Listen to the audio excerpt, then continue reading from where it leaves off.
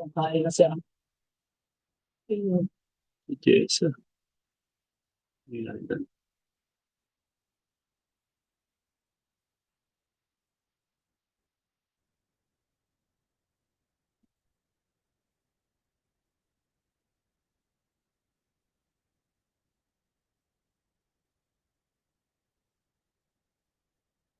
Ay, kaya hindi pala.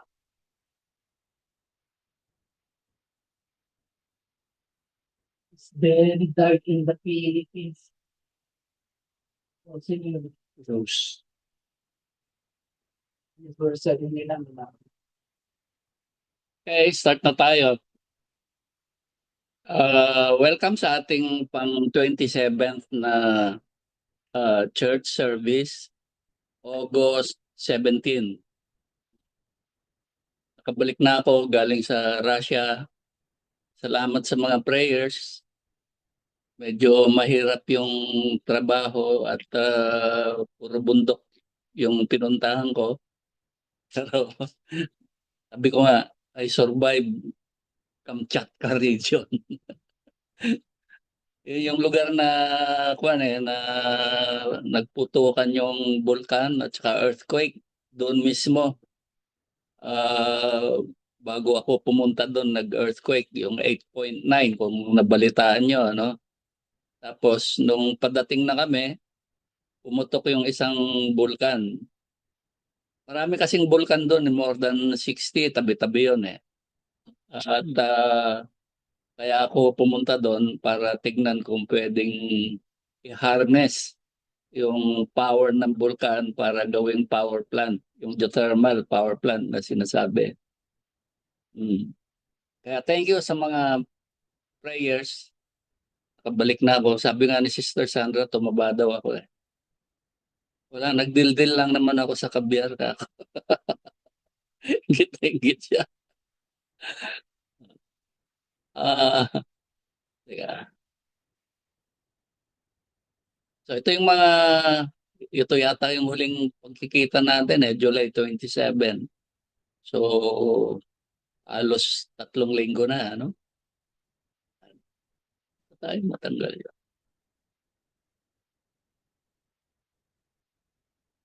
Okay. Sa totoo lang, medyo nahirapan ako sa topic natin kasi katatapos lang natin noong Seven Churches of Asia, ano? At ito nga, uh, ewan ko naman kung kailan natin tinalakay yung Seven Churches. Sinasabi ko na yung ruta ni Paul parang tawag dito, uh, kalawit, no? Tapos ang bandila ng Russia kalawit din pero pabaliktad. Sabi ko nga malaki ang kinalaman ng Russia sa end times prophecy. After that, biglang-bigla nga, inimbita ako sa Russia. Hindi ko alam kung anong purpose ni Lord. Pero yun nga, nakita ko yung Russia. Pagkalaki-laki pala, no? At ibang klase ang mga tao doon. Tapos, nakita ko rin maraming representative doon sa meeting na taga stan countries. Natatandaan nyo yung dinidiscuss natin na stan countries, Afghanistan, di ba? Yung mga may tan sa dulo. Orkisbista. Yan. So sabi ko, mukhang malaki talaga ang papel ng Russia, no? Kung tutuusin mo dito sa end time prophecy nga ng Panginoon. So let's pray. Ba't hindi matanggal yun? Okay. Yun. Okay. Let's pray. Father God, papasalamat ako personally, Father, sa lahat ng prayers na binitawan ng aking mga kapatid sa aking pagpunta sa Russia. Salamat Ama sa protection, sa lahat ng pagpapala na tinanggap ko sa lugar ngayon. akala ko hindi na ako bibiyahe sa ibang bansa. Sabi ko nag-retire na ako pero biglang-bigla sunod-sunod na naman ang tawag sa akin para bumalik sa consultancy. At ikaw amang nakakalam ng purpose mo kung bakit ako pinapunta mo doon. Although gusto nila akong bumalik, pero sabi ko baka hindi ko kayanin. Pero I pray that your will be done concerning itong mga trabaho na ito doon sa lugar na yan. And I thank my brothers and sisters sa paggabay sa lahat ng prayers na ginawa nila para ma-survive, quote unquote, ang lugar na yan. Today, O Father, we also thank you for the past 3 weeks sa lahat ng pagpapala na ibinigay mo sa bawat isa sa amin at sa aming mga pamilya, mahal sa buhay, mga physical, spiritual, higit sa lahat, mga financial blessings of Father na kinailangan namin para maitaguyod ang buhay na ito, ang mga binigay mo sa amin dito sa lupa. We acknowledge, O Father, na lahat ng pagpapala mo ay tamang-tama ang oras ng dating, hindi sobra, hindi kulang, sapat, Ama, ayon sa iyong kalooban at purpose sa bawat isa sa amin. And we also now pray for the Holy Spirit to guide us sa aming pag-uusap tungkol sa puot ng Diyos, the wrath of God, na alam ko, Ama, itong nilagay mo sa puso ko para taklakayin namin at dalangin namin, Ama, ang wisdom, knowledge na kakailanganin ng bawat isa upang maintindihan namin ang mensahe mo sa bawat isa sa amin. Alam namin magkakaiba ayon sa biyaya at sa mga pagpapala at mana na hinanda mo sa bawat isa sa amin. Let you be, may you be glorified, O Father, as we discuss this topic, and we pray, O Father, na mapakinabangan namin ang lahat ng marinig namin at maging buhay na boses mo sa mga darating na araw at buwan upang matupad mo ang iyong kalooban sa bawat isa sa amin. Ito po ang aming dalangin sa pangalan ni Jesus. Amen. So ano nga ba itong God's wrath? Isang araw sabi ko hindi ko alam kung anong topic kasi yun nga katatapos pa lang nung 7 churches. Ewan ko, yun nga yung Russia kasi may gagawin sa Israel at yun nga, in the end, matatanggap ng mga kaaway ng Israel ang wrath of God na sinasabi. Ano ba itong wrath na ito? Sa Tagalog pala, yung wrath, puot. Ano? At kumbaga pag narinig mo yung salitang wrath o puot, anong image bang nabubuo sa isip nyo? Di ba? Yung tao na nagnganganit, di ba? Na para bagang handang makipag-away. Ayan. Para, ba't siya nagagalit? Para gumanti, sabi dito, to exact revenge sa lahat ng mga sumalbay sa kanya o kaaway niya. At ito binanggit din sa Romans chapter 1 verse 18 na ipinapahayag daw sa Tagalog ng ganitong sabi, nahahayag mula sa langit ang puot ng Diyos laban sa lahat ng kalapastanganan at kasamaan ng mga taong dahil sa kanilang kasamaan ay hinahadlangan daw yung katotohanan, the truth. Sino ba yung truth? Sabi ni Lord, I am the truth. I am the truth. I am the way, the truth, and the life. Romans chapter 1. Verse? Ayun, 18. Wala pa nakalagay. Okay. Pakistorbo ka. So, isipin nyo na lang, ano, yung puot ng tao. No? Kunyari, napuot yung tao. Natatakot kayo, di ba? Yung itsura ng tao. Isipin nyo na lang kung ang Diyos ang napupuot. Di ba? Ang Diyos hindi nakikita pero nakakatakot yon, di ba? Ito, ang sinasabi lang nito, kung ang tao nakita nyo yung mukha na galit, ang Diyos, walang forma, di ba? Light lang yan. No? Mai-imagine nyo na kung anong klaseng galit ang matatanggap ng mga tao dahil sa puot na ito ng Diyos.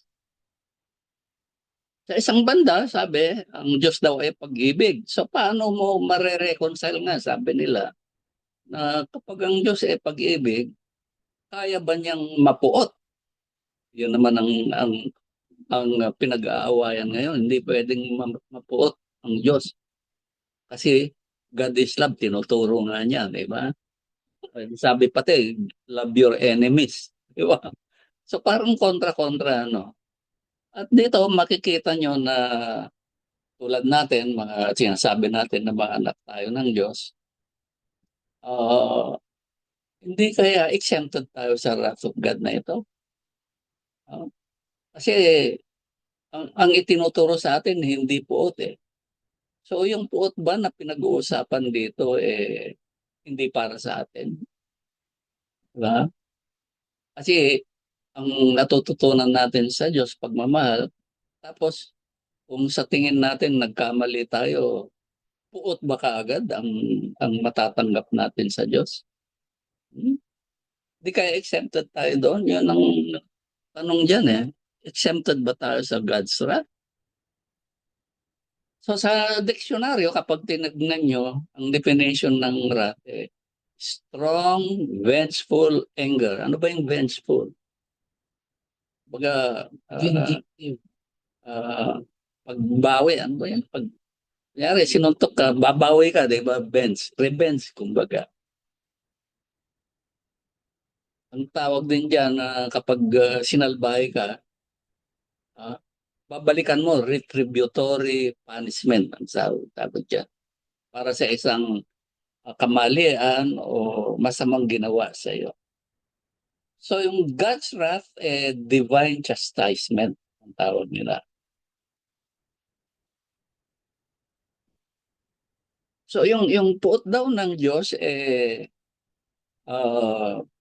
pagpapakita din ng righteous anger at paghuhukom ng Diyos laban sa kasalanan at disobedience. Ano ba yung disobedience? Pagsuway sa Kanya. So babalik tayo sa question, di ba?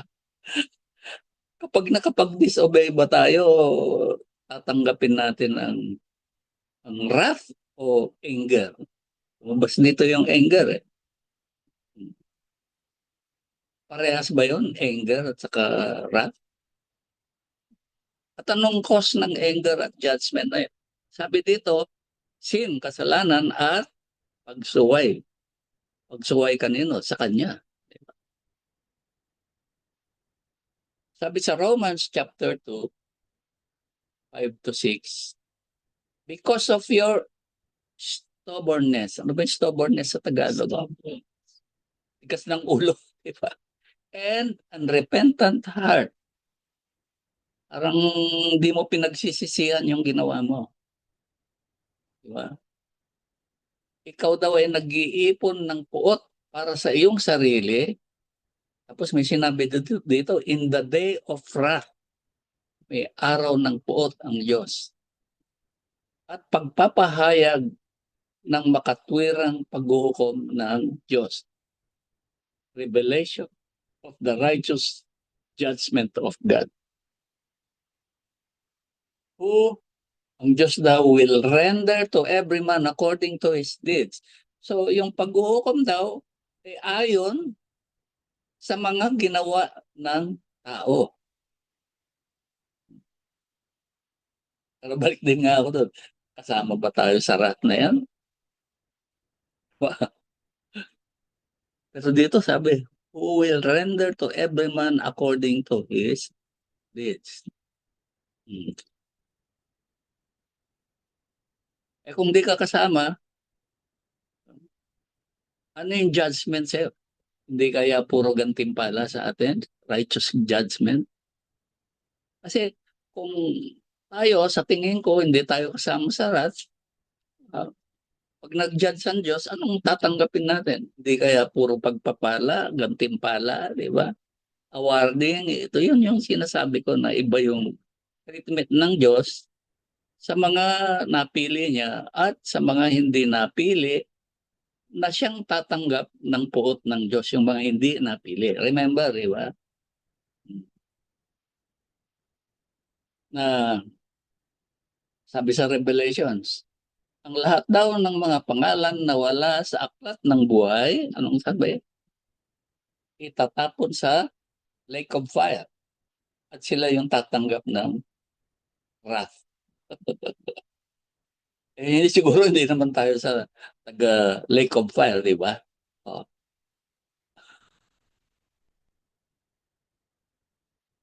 So yung wrath din, expression daw ng kanyang kabanalan at justice. Demonstrating his intolerance of sin na hindi matagalan o uh, hindi pinapabayaan ng Diyos ang kasalanan. Para ano? Para daw mai uphold o maitayo ang moral order na kanyang itinatag.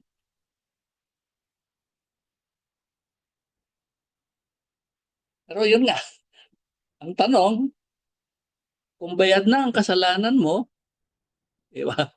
Binayaran na daw ni Lord eh.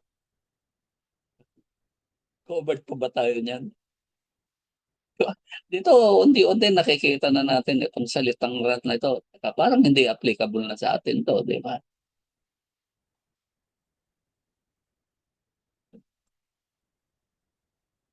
Saka yung judgment na pinag-uusapan, parang hindi tayo covered niyan. Ano bang kaibahan ng wrath at saka anger? Yung puot at saka galit. So yung anger daw o galit, temporary emotional response, panandali ang ano ba Tagalog ng response? Sa isang bagay na uh, offensive. Perceive.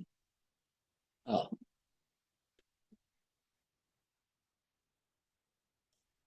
offense or frustration. Yan. So, sabi dito sa Psalm, ang galit daw ng Diyos lasts only a moment. Pero yung kanyang blessings, yung kanyang mga biyaya, last a lifetime. So, anong ibig sabihin nito? Wrath ba ang sinasabi dito? Anger. So, lumalabas ang Diyos sa atin na mga napili ay hindi napupuot. Nagagalit lang. Magkaiba pala yun, di ba? It only lasts for a moment. Sandali lang. Parang yung bata, di ba, may nagawang mali. Hoy, ano ba? Oh, galit. Pero after that, wala na. At yung mga anak nyo, pagkatapos ng galit nyo, tuloy-tuloy pa rin yung mga blessings nyo sa kanya. Yung mga pinagalitan naman, iiyak. The weeping may stay for the night. Sandali lang, iiyak kayo dahil nagalit ang Diyos sa inyo. But rejoicing comes in the morning.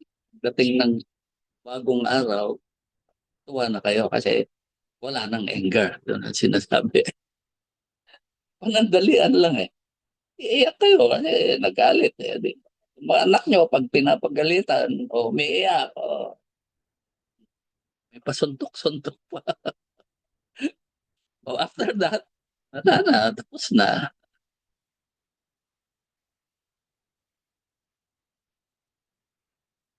Yung anger, mas kwan daw yan, mas matindi kaysa upset. Ano yung na-upset? Upset ako eh. Yung upset pala, mild annoyance. Parang Ang tawag dun sa ano yung, At inis asa. nainis ka lang. Sample ng nainis. Oh, naganda ako eh, hindi ka naman dumating, nainis tuloy ako. Diba? Pero nagalit ako kasi kaya ka pala, kaya ka pala, kaya ka pala na late, eh may date ka pala sa labas. Walang iya ka. Anger. Diba? So yun ang kaibahan. Magmukmuk ka dyan. Eh, bala, di ba yung may ginawa ka tapos na-appreciate, tapos may in-expect ka, hindi nangyari, na-upset. Ibig sabihin mo to, may nangyari na hindi mo inaasahan. Upset. Kaya upset eh. So yung anger is a fleeting feeling or a more sustained emotion. Ano ibig sabihin? Parang kuwan lang yan. Darating, aalis. Parang common na. Kaya nga sabi common eh. Ilang beses ba kayo magalit sa isang araw? Sa 24 hours. Ah, o bihira. Sa 24 hours siguro, mga 12 hours lang. Lalo na yung mga magulang. Yung mga nagpapalaki ng anak. Ilang beses kayong magalit. Isipin nyo kayo, tao, ilang beses kayong magalit. Eh yung Diyos na nangangalaga sa inyo, isipin nyo naman kung ilang beses kayong nagdi-disobey. Eh ganun din naman ang Diyos, di ba? Pero yun nga, common lang yan eh, na feeling, ano, na parang temporary, pero kada action, yung response mo, yung emotional response, galit pa, galit ka na naman, di ba? Kaya kawawa yung magulang eh. Yung mga nag-aalaga ng mga bata. May palakpak pa. Sabi dito, anger expressed in a healthy and positive way means that we channel emotional anger towards resolution. Anong ibig sabihin nito? Yung anger daw, kung din yan healthy. Kasi isang magandang paraan daw para yung galit ninyo, yung emotional na galit nyo, ang purpose talaga niyan para ma-resolve o maayos. Hindi para makasakit. So ba't nyo pinapagalitan yung anak nyo? Para hindi umulit yung bata. At tuturuan nyo, mali yan sa susunod ganito dapat. Siguro, depende sa magulang. Paano yung nambubugbog ng anak. Hmm? Kayo yung mga magulang, kayo yung ginawang diba? Ito yung sinasabi ko, na kahit anong klaseng magulang yan, sa tingin ng iba mabagsik, sa tingin ng iba mabait. Kahit anong klaseng magulang yan, yan yung Joseph ng buhay ng bata na ibinigay ng Diyos. Bakit malupit? Kasi yun ang gustong, yung, yung klase ng tatay na yun o magulang na ibinigay sa inyo, ay gagamitin ng Diyos para ma-mold, mabuo, mahugis ang karakter nyo ayon sa kagustuhan ng Diyos at ayon sa mana at posisyon nyo sa kanyang kaharian.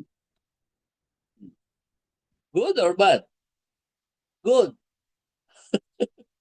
Kasi yung iba, hindi magiging matapang yan kapag hindi nakatikim ng palo.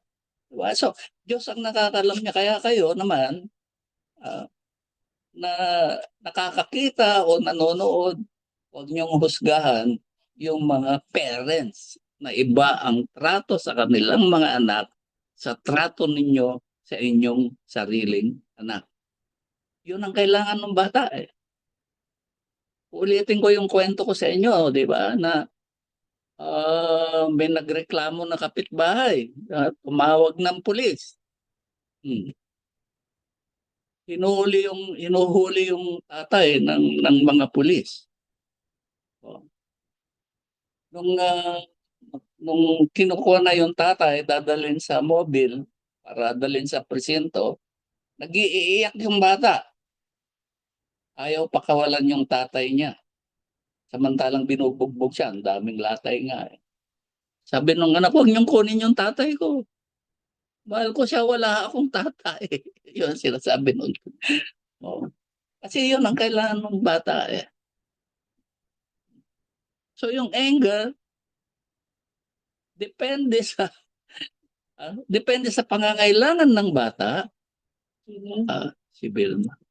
Ay yun ang karakter ng tatay, yun ang anger na kailangan niya para mahubog yung bata sa isang karakter na magagamit ng Diyos para sa kanyang kalulatian at para sa kanyang kaharian.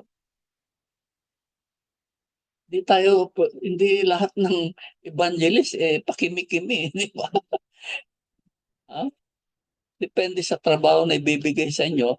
Yung mga pinalaki na sa hirap, yung mga pinalaki sa galit, kung minsan, yun ang kailangan ng Diyos para sa kanyang kaharian. Hindi naman lahat. Kaya kanya-kanya yan eh. Ano naman yung rage? Iba yung anger, iba yung upset, iba yung rage. Ano ba itong rage?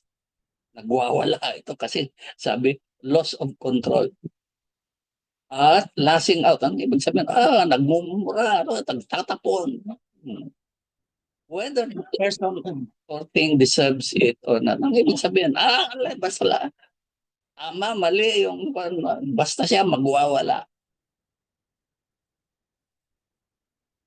Tingnan nyo yung image na nilagay ko diyan. Bakit yan? Sabi ko nga kay Sister Sandra, bantayan nyo yung mga anak nyo.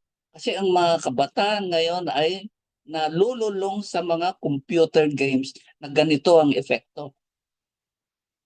Bantayan nyo yung nilalaro ng mga anak nyo. Tignan nyo. Barilan, di ba? Suntukan. Nadidevelop yung pagwawala, yung rage.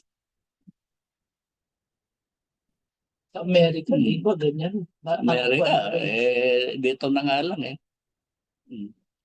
Yung mga bata hindi na lumalabas para magpantintero, magpalipad ng saranggola. Anong ginagawa? Wala na. Computer games. Anong nilalaro?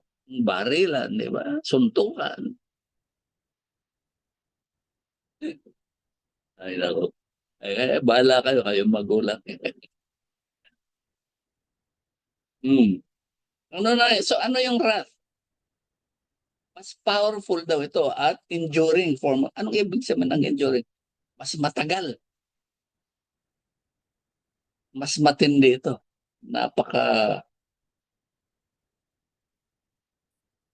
May connection. May connection daw ito sa desire for revenge. Anong ibig sabihin nun?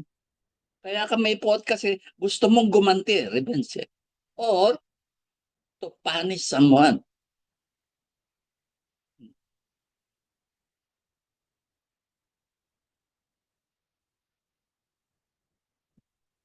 It can be a slow burning, smoldering. Ano ba yung resort? Smoldering.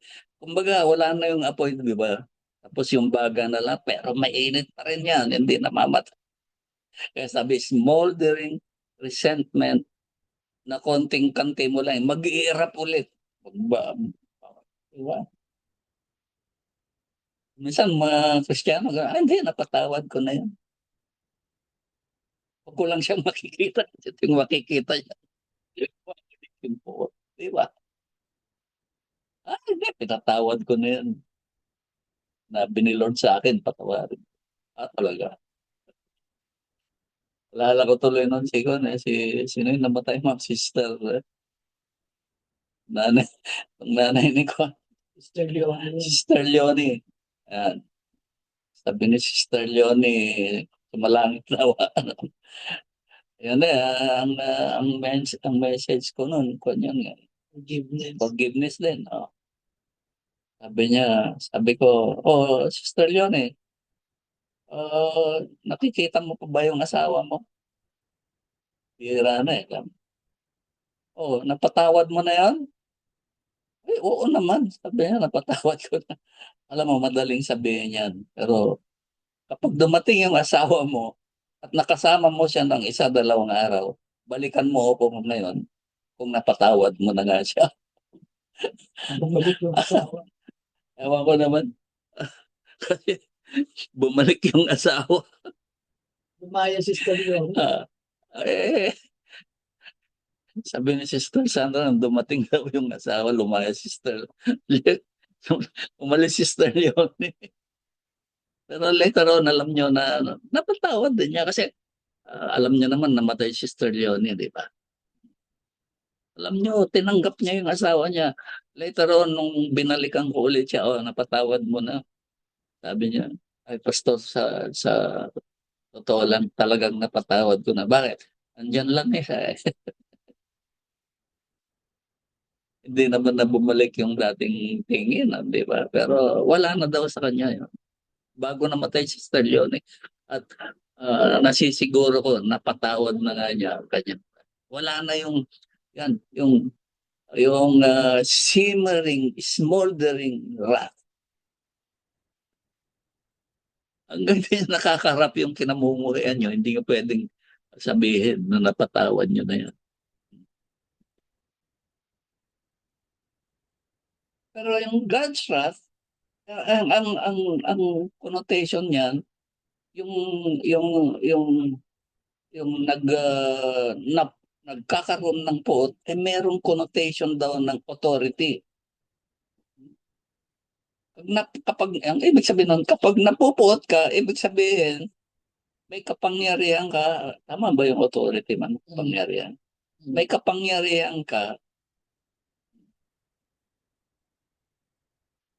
para igawad yon. At yung wrath pala, kapag sinabi ang taong yan napupuot, ibig sabihin, very powerful daw yung tao na yan na merong puot. At dito sabi ko nga, hindi kaya Diyos lang pwedeng magkaroon ng wrath. Ang tao, hindi pwede.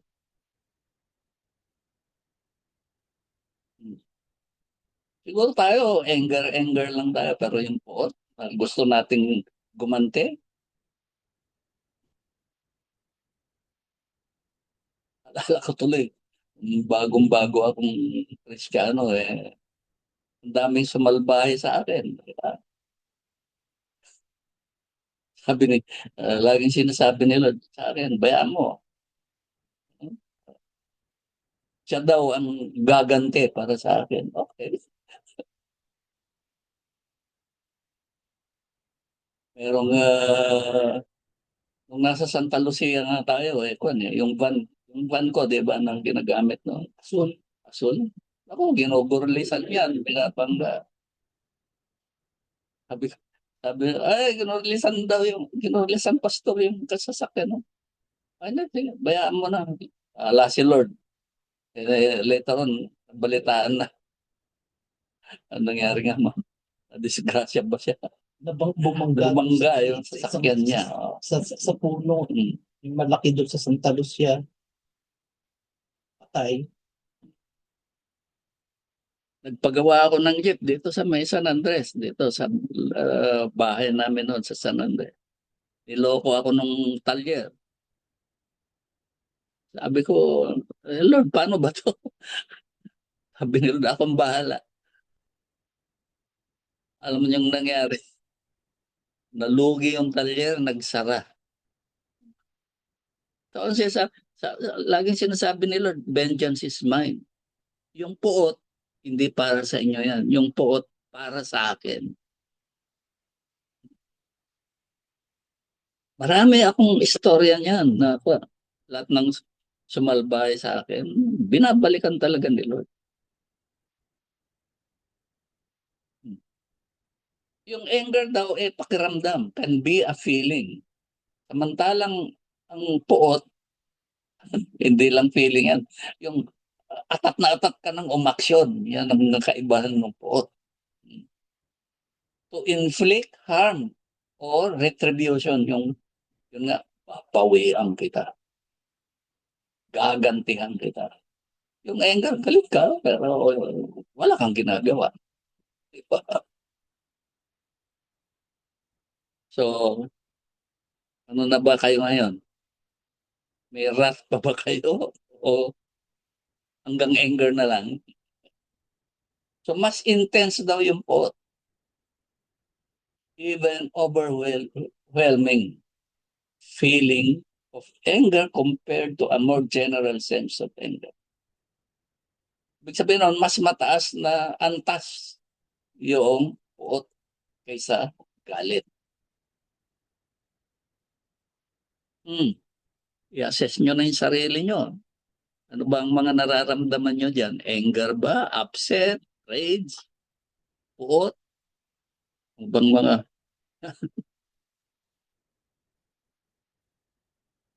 Ito, halos everyday ito nangyayari sa atin eh. So ano bang mga nararamdaman nyo throughout the day? Nagtataas ba kayo ng boses? Pag nagtaas ba kayo ng boses, ano kayo? Upset lang ba kayo? Galit kayo?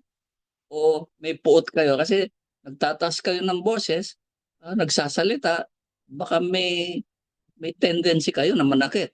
Wrath na yun. Ah? Swearing, insulting others. Frowning, at ba yung frowning? Si Mangot. Clenched jaw. Ito marami yung nagngangalit yung ngipin. Kung madurog na yung ngipin.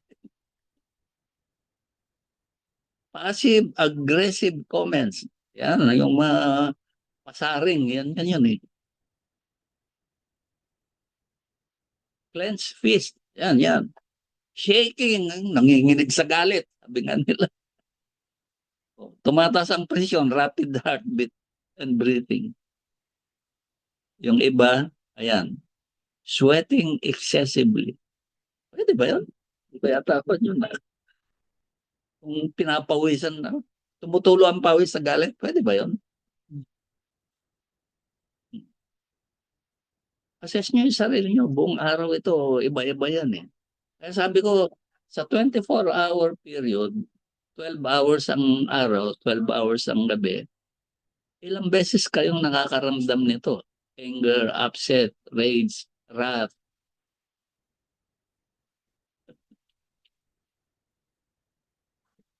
Ang purpose niyan, the more you will know God or the Lord Jesus Christ, nababawasan dapat yan, di ba? Hanggang kalmado na kayo, di ba? O parang pag may nangyari, kalmo ka lang. Which most of us, malayo.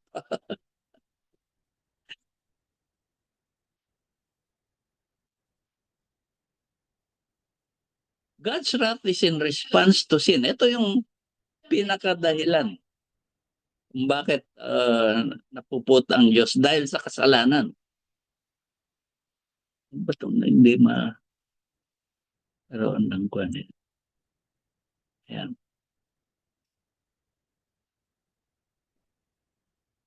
In response to man's sin. So, yung puot daw ng Diyos karaniwan dahil sa kasalanan ng tao.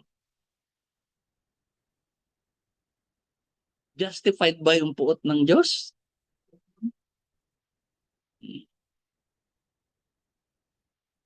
Yun ang tanong ko.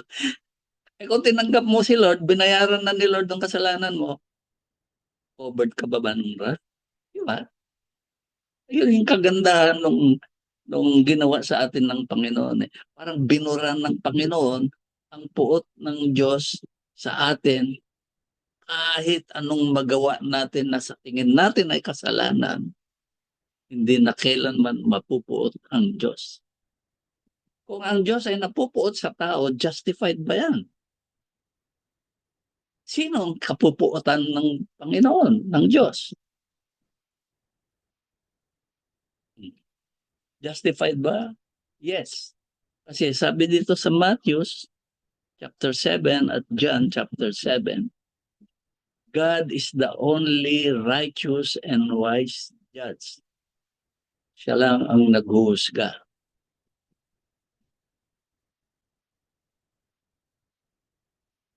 Siya pati ang sukatan ng good and evil. Diba? Diniscuss na natin ito. Kukunin ng Diyos ang isang bagay, ikukumpara niya sa sarili niya at siya ang maghuhusga kung tama o mali ang isang bagay. Yung action, yung good or evil ay hindi depende sa action, depende sa pinanggalingan, source. Kaya sabi ko, kaya nga kapag sinabi niyong anak kayo ng Diyos, ang source niyo ay Diyos. Kung ang source niyo ay Diyos, anak kayo ng Diyos, lahat ng lumalabas sa inyo ay good. Lahat ng bunga niyo, good sa mata ng Diyos. Bakit? Galing kayo sa Kanya. God is always good. So, para saan yung puot? Sa mga hindi galing sa Diyos. Hindi na pangay. Ha? Hindi yung spelling ng fight. Saan yun? Sa pinakita ko, God is righteous and wise. Ang puot ba ng tao justified? Kasi ang Diyos justified. Yes. Sabi dito, yes. Pero, each of us will have to give an account. Anong ibig sabihin nun? Sige, justified yung ginagawa mo, pero tatayo ka sa Diyos later on, who is the judge of all. Diba? Kung yung puot mo ay karapat-dapat o hindi. Pero itong lagi ko nga sinasabi, kapag ang isang bagay ay nagawa nyo, ibig sabihin, pinayagan ng Diyos o nakaplano sa Diyos. Good or bad? Laging good yan.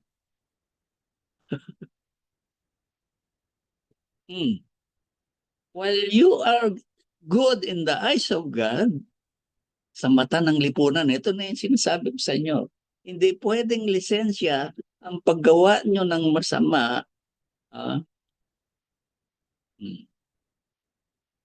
Kahit good kayo sa Diyos, kapag kayo ay nakalabag ng social, legal laws ng man kayong society, may sariling batas yan.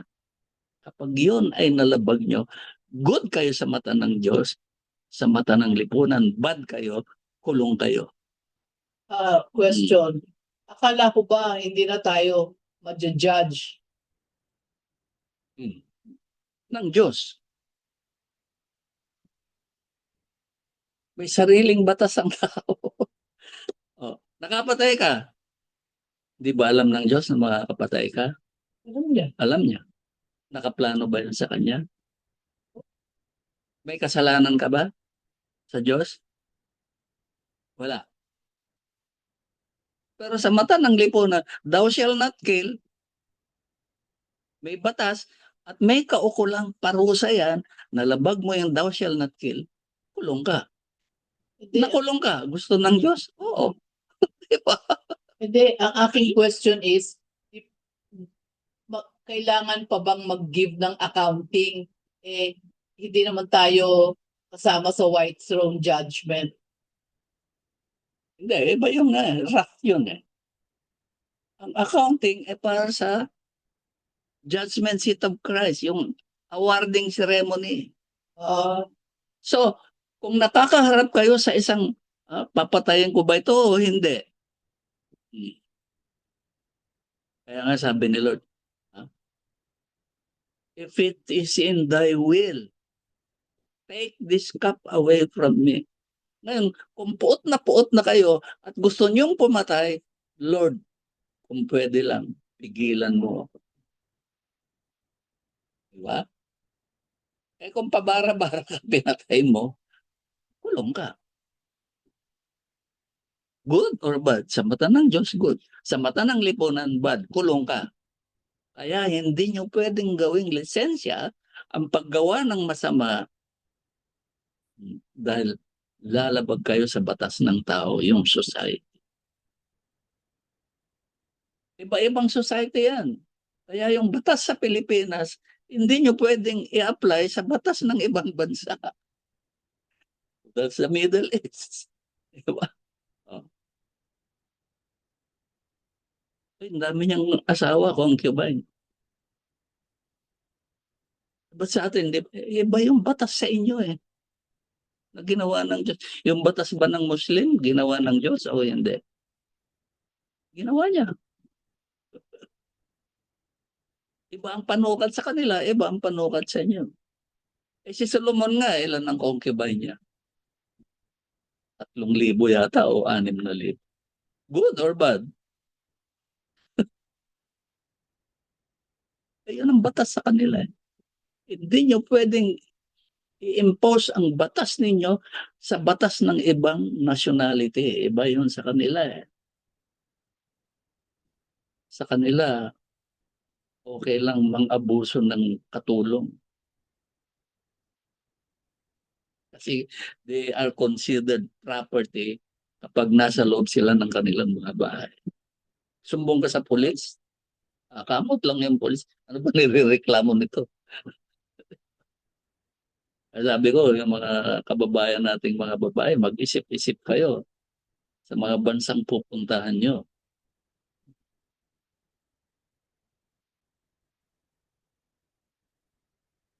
Yung galit daw ng tao ay hindi nagdudulot ng righteousness. Isang makatwirang buhay na gusto ng Diyos. Ano ba yung righteous life? Ito yung buhay na kasama ng Diyos. Yung righteousness kasi, katwiran. Ano yung katwiran? Karapatan para umarap at makasama, makapiling at makarelasyon ang Diyos. Kaya kapag kayo ay laging galit, sabi dito, it does not bring about yung kagustuhan ng Diyos na kayo ay righteous sa harap niya. Kasi siyempre kapag parang yung anak nyo, di ba? Kapag nakagawa at lalapit sa inyo, anong sasabihin nung oh yan, galing mo, anak. Sige, umarya ka pa. Di ba? It does not bring about the righteous life. Anong ibig sabihin? Kapag nagkasala yung anak, susuhitohin niyo, tapos saka nyo ibabalik sa katwiran. Saka nyo harapin ulit, saka nyo yakapin. Training yan. Ang anger ba kasalanan?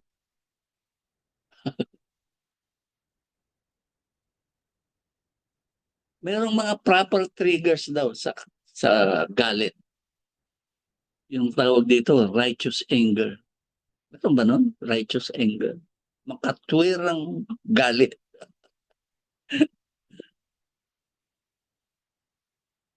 Hmm.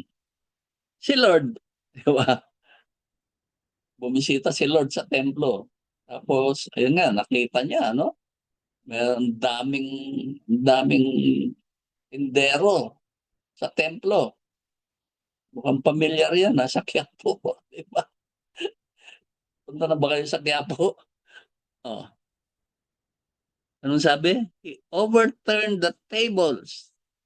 Ito, money exchange, money changer. Magkano ba ang dollar ngayon? Di ba? Yan yan. Hmm. May mga nagbebenta ng kalapati. Sabi niya, it is written, my house will be called a house of prayer, but you are making it a den of robbers. Pinamugaran na ng mga magnanakaw. Hindi sa paghuhusga, no? Pag pumunta kayo sa Quiapo Church, sa iba mag-antabay kayo. Hindi, madudukutan kayo doon. Yung iba, ano, Kalalagyan ng ganito, ba yan? ng medalyon. No. Nung maliit kami, dinadala kami ng tatay ko sa Quiapo eh. Pagbaba pa lang sa jeep, may nagkabit na ng, alam mo ba yung pin? Medalyon. Medalyon? Tapos pinababayaran na. Eh teka, hindi ko, sabi ng daddy ko, eh teka, hindi ko naman binibili yan. Ba't kinabit mo na? Eh, ganun talaga eh. Di ba? Ginawang business center yung simbahan. Pinagtataob ni Lord. Galit. Ano yun? Righteous anger ba?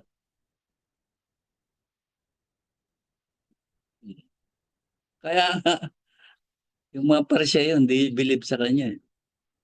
Yan, makasalanan yan eh. Pinagtataob yung kasama niyan, mga magnanakaw. Makasalanan. Paano nga nalaman na makasalanan ng mga kabarkada niya? Kasi yung mga kabarkada niya hindi nakikita sa templo. Hindi nagbabayad ng kasalanan, kumbaga. Eh paano pupunta yung mga kabarkada niya? Wala namang perang pambili ng baka, ng kalapati, para para bayaran ng kasalanan. Kasi bawat kasalanan, mag-aalay ka ng hayop, di ba? Eh walang pera. Kaya kapag nagpipreach si Lord, pinatawad na kayo ng Diyos. Sabi, dito na ako, libre. Di ba? Maniwala lang ako na ito yung Mesaya.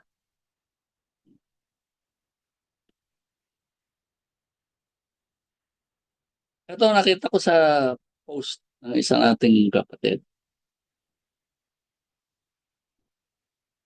You are not, kahapon lang yata ito, kaninang umaga. You are not toxic just because you reacted after being disrespected. Anong sinasabi nito? Kapag ikaw ay ginawa ng masama at nag-react ka, hindi naman, ito yung, sa kanila, righteous anger ito. Tama, mali. Tama. Kasi man's wrath is justified nga, di ba? We are human, we feel, we get hurt. Mm. It is the person who provoke it that is toxic, hindi ako. Yan, yan.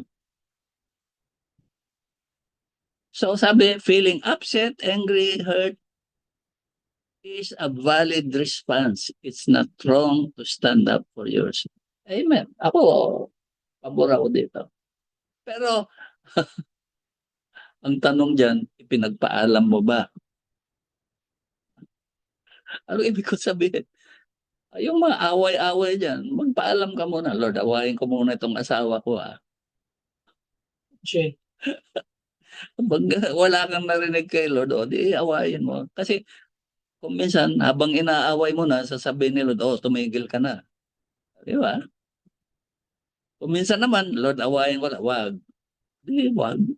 Ganun lang yun. Then kapag pinayagan kang gumanti o mag-respond, then that is called righteous anger. Bakit? Kasi ipinagpaalam mo at pinayagan ka. Amen?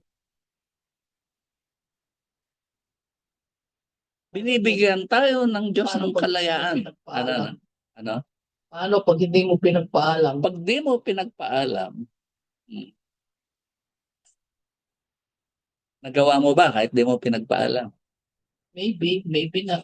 Hindi mo pinagpaalam, ibig sabihin nagawa mo na. Kapag nagawa mo na, ibig sabihin, if that thing was put into motion, alam ng Diyos, pinayagan niya. Good or bad? Good pa rin. Pero ang epekto sa iyo, kung hindi ka nagpaalam, mamaya, ito na naman, ang judgment seat of Christ, bokya ka, wala kang reward.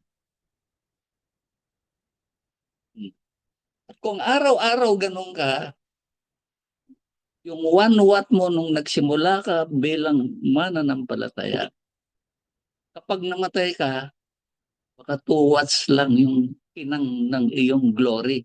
Bakit? Hindi ka nakakasunod eh. Pero bawat pagsunod nyo, kung lang ito, comparison para maintindihan. Bawat pagsunod nyo, yung 1 watt na liwanag nyo nung nagsimula kayo, magiging 2 watts, 3 watts, hanggang sabi nga, marating nyo yung glory na narating ng Panginoon nung siya ay nasa lupa. May kanya-kanya ng glory tayo na sinet ng Diyos. Ibig sabihin, ito si Francis, 100 watts yan. Ito si Kwan, 1,000 watts. Ito, kahit anong gawin yan, hanggang 5 watts na lang yan. May magagawa kayo? Wala. By grace. Pero kung mo kayo na tayo ay uma-attend sa simbahan na ito, iba ang purpose sa atin ng Diyos. Mas matindi, mas malaking responsibilidad, mas maayos na posisyon ang inihanda ng Diyos sa atin. We have been given the freedom to make the choice.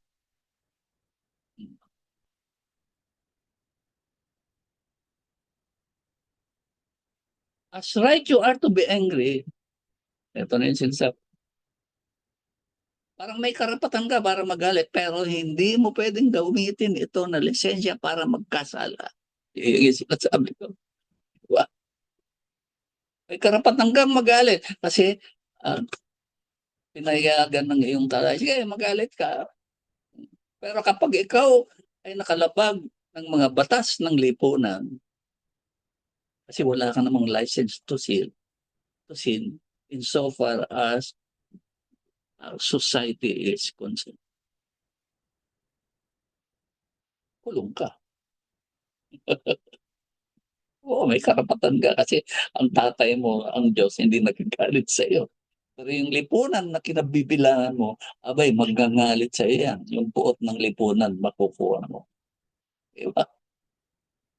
Be you angry and sin not. Magalit ka pero wag kang magkakasala. Let not the sun go down on your puot. Ang ibig sabihin, never give place to the devil. Anong kinalaman ng devil? Kasi kapag hindi nyo inalis yung puot nyo, isusumbong kayo ng devil. Ano nga yung devil? Ibig sabihin, taga-sumbong yan, the devil. Oh, sabihin niya, yung anak mo, tingnan mo, anong ginawa? Ang Diyos naman, kapag may nagreklamo sa inyo, parang yung tatay nyo, kapag may nagreklamo, anong gagawin niya? May kaukulang palo ka, di ba? Yung anak nyo, kapag sinumbong ng ibang tatay, yung anak nyo, yung anak mo, pagsabihan mo nga, di ba? Yan ang tabaon ng demonyo. Accuser, ano nga? The accuser of brethren. Taga-sumbong. The devil is the accuser of the brethren.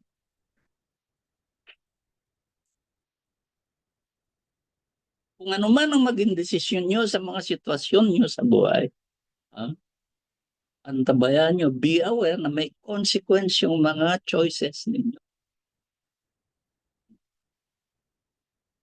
Sa mata ng inyong tatay, ano man ang sitwasyon nyo, good pa rin kayo.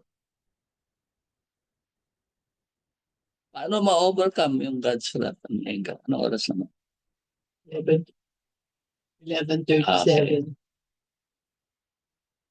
Ang tanong dyan, who do you or men say that you are?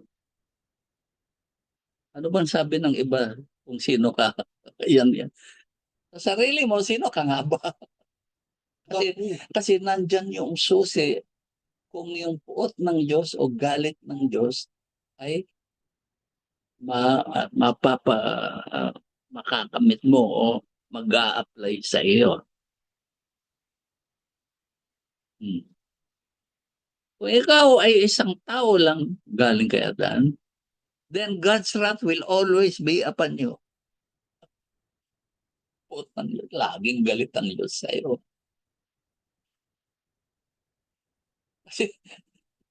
Kasi wala namang pinag-uusapang ilaw dyan, light.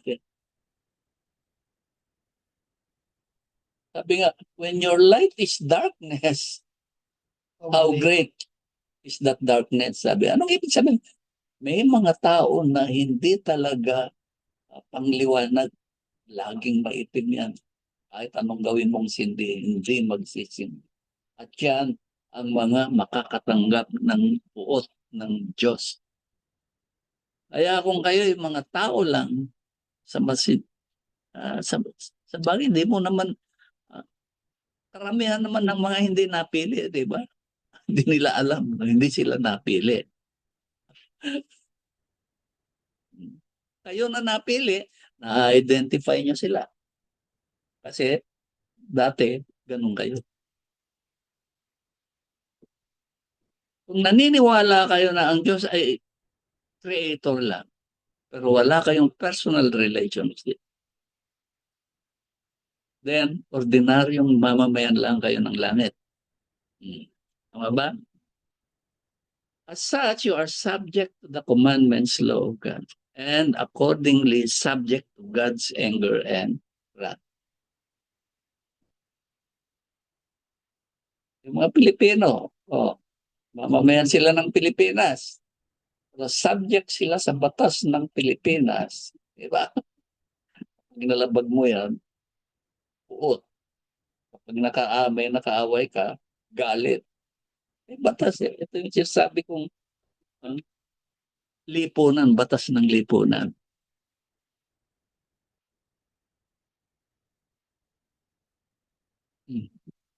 John chapter 3. He who believes in the Son has everlasting life. Ano ba yung everlasting life? Ito yung buhay na kapiling ang Diyos. He who does not believe the Son shall not see life. Hindi nila makikita ang Diyos, but ang puot ng Diyos ay mapapasa kanya. Anong susi? Kung may relasyon kayo sa Diyos, kung may relasyon kayo sa anak. Yung belief kasi, ano ba yung belief?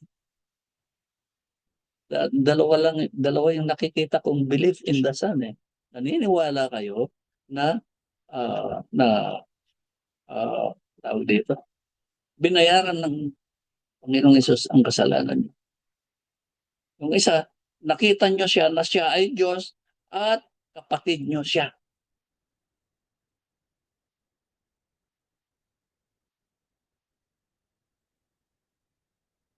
Kung naniniwala kayo sa Panginoon bilang tagapagligtas, hindi lang kayo mamamayan ng langit, kung hindi may karapatan kayo na pumasok sa kaharian ng Diyos bilang pamilya na kayo. Taga-palasyo, minister. Ito yung mga Secretary of Defense, Secretary of Energy. Kumbaga mga katulong sa palasyo. Sa palasyo sila. Pero hindi kadugo. Di ba? Sino yung kadugo ni Bongbong Marcos? Di yung mga anak niya. Sina Sandro. Sa mata ba ni Bongbong, lahat ng anak niya mabuti? Siyempre. Sabihin ng ibang Pilipino, masama yung mga anak niya. O ano ngayon? Mabuti siya sa hari. Di ba? Ang malaga naman, ano bang tingin ng Diyos sa iyo? Si Lord nga, ano sabi? Kasalanan yan. It's a wine bibber. Is a wine bibber. Lasengko, kumbaga. Pag may inuman, ayan na, itikman niya lahat ng anak. It's a wine bibber. He's a sinner. He's a glutton. Ano yung glutton? Masiba sa pagkain. Parang pamilyar, masiba, laklakero, ano ba? Laging nagpaparty kasama yung mga masasama. Ang kahalagahan naman nito, you will not taste God's wrath.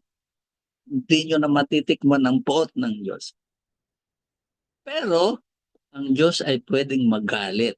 Pero like a father's anger nga. To you every now and then. Kung galit, palo, konti, balik. Good ka na ulit. Yung poot, wala. Kasi yung poot, ano nga yung poot? May pagganti.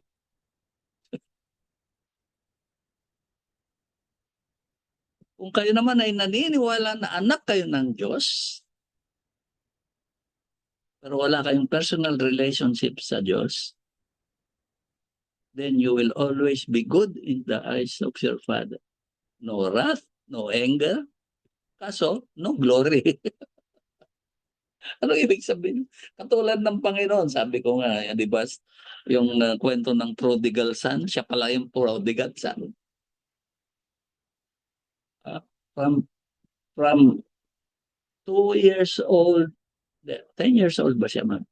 From 10 years old hanggang 30 years old, wala kayong mababasa tungkol sa Panginoon.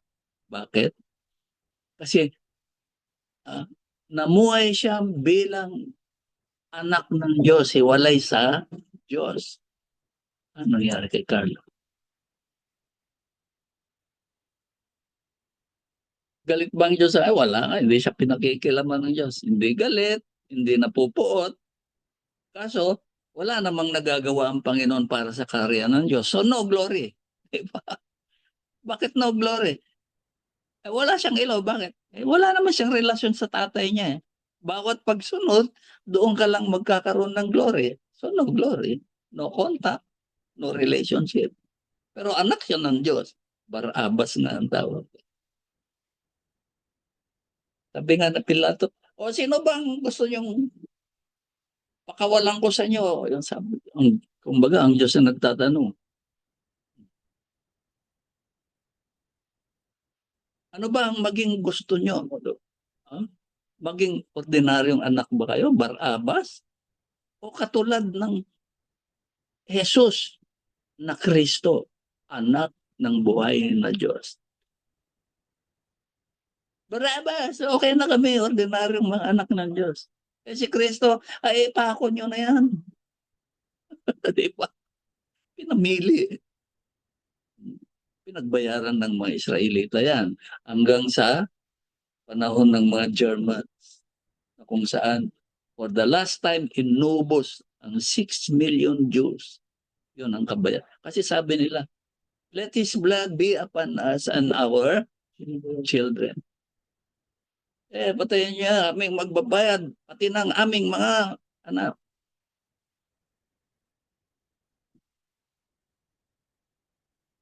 Kaya mula noon, ang mga Hudyo ay naging mga ordinaryong anak ng Diyos, hiwalay sa Diyos, Barabas. Si Kristo, pinatay nila. Nabuhay na mag-uli, ang unang nilapitan ng Panginoon, mga hintil, tayo yon. The first shall be last, the last shall be first.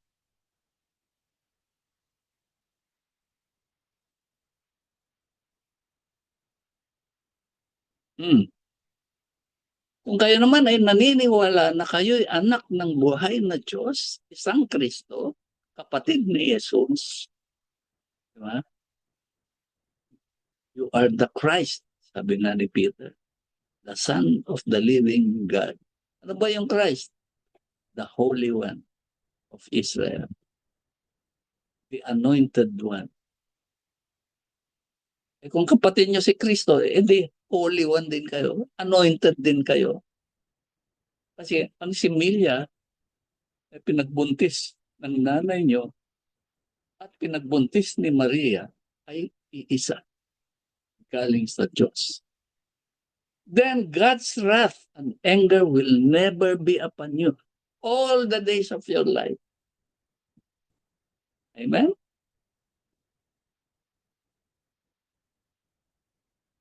hindi na kailanman magagalit ang Diyos sa inyo. Kapag narating nyo ang paniniwala na yan, na kayo ay anak ng buhay na Diyos, na give up nyo na ang inyong karapatan bilang mga anak ng Diyos.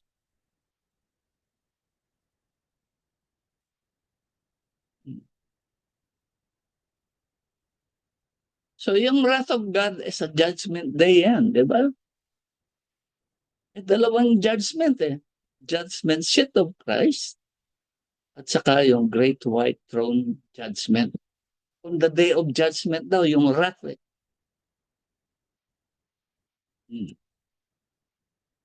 Ayan. Ito yung pag namatay ang tao, saan pupunta? Sa Hades, Sheol. Pag umiwala yung katawan sa kaluluwa, first death. Kapag umiwalay yung kaluluwa sa Diyos, second death, yun, lake of fire. Sa Great White Throne Judgment, binasa nyo ba yung Revelations? Sabi, lahat daw ay haharap sa Great White Throne Judgment. At huhusgahan ng lahat ayon sa kanilang ginawa sa daigdig. Di ba?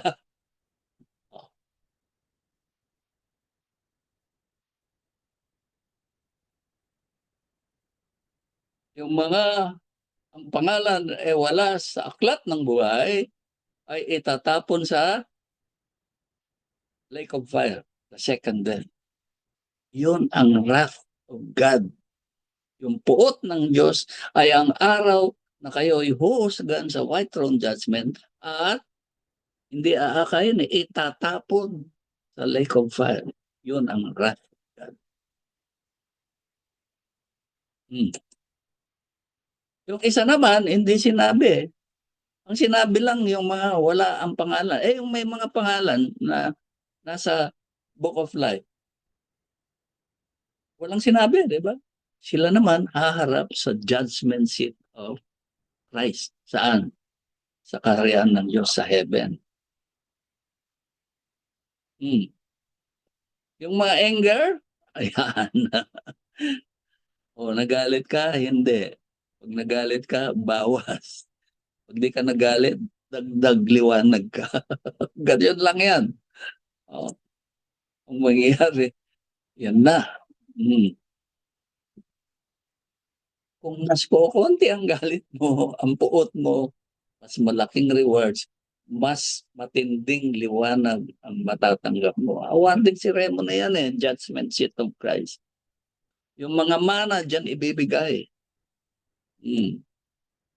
Ikaw, di ba sabi? Take over 10 cities. Sabi, di ba? Bakit ang daming planeta, walang nakatira? Palagay ko, pag dumating na ang panahon, magiging habitable yung mga planeta na yan. At lahat ng anak ng Diyos, i-assign ng isang lugar dyan para mag-ari. Bigay na ng example ang Panginoon. Take over. Decapolis ba yan? Decapolis. 10 cities yun. Kumbaga, mas malaki pa sa Metro Manila. Mas malaki pa ang Metro Manila eh. Metro Manila, ilang cities? Binigyan ng award, Decapolis. 10 cities lang yan. Kaya nga, sabi sa Hosea, come, let us return to the Lord. He has torn us to pieces. Naggalit, but He will heal us. He has endured us, but He will bind up our wounds. Okay? Palakpakan natin ang ating Panginoon. Amen.